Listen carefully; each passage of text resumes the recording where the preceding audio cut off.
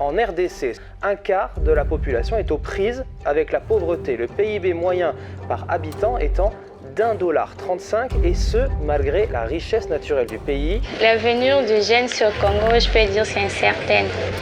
D'ailleurs, il devient quand même problématique. Ce que nous cherchons, c'est le changement. Et avec cette misère, avec le chômage, des crimes par-ci ailleurs, c'est comme si vous voulez nous tuer davantage.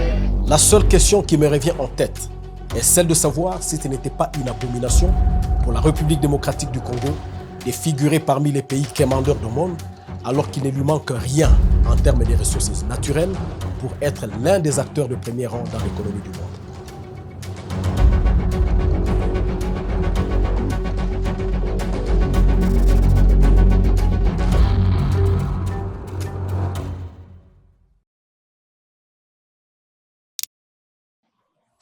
Le taux de chômage élevé en République démocratique du Congo est un problème complexe qui nécessite des solutions multifacettes.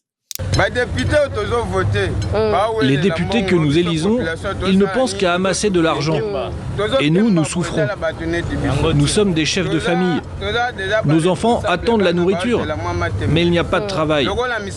Alors que faire? On doit voler? Notre argent, on va le gagner comment? Eux, ils ont leur argent, grâce à notre voix. Une approche intégrée impliquant la diversification de l'économie, la réforme de l'éducation, l'amélioration des infrastructures, la promotion de la stabilité politique et le soutien à l'entrepreneuriat sont essentiels pour créer des emplois et améliorer les conditions de vie de nos populations.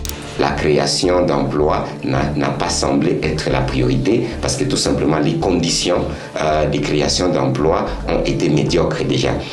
Échec pour la classe politique parce qu'il n'y a pas vraiment de politique d'emploi.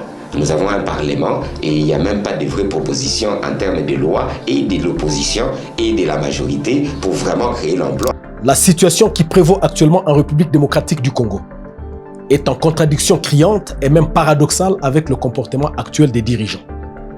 Au-delà des discours, des actions héroïques doivent être menées et des réformes courageuses engagées. Mais tout ceci n'est possible qu'avec une classe dirigeante responsable. Ainsi, pour donner la chance au pays de se remettre sur les rails, il faut donc que les médiocres dégagent.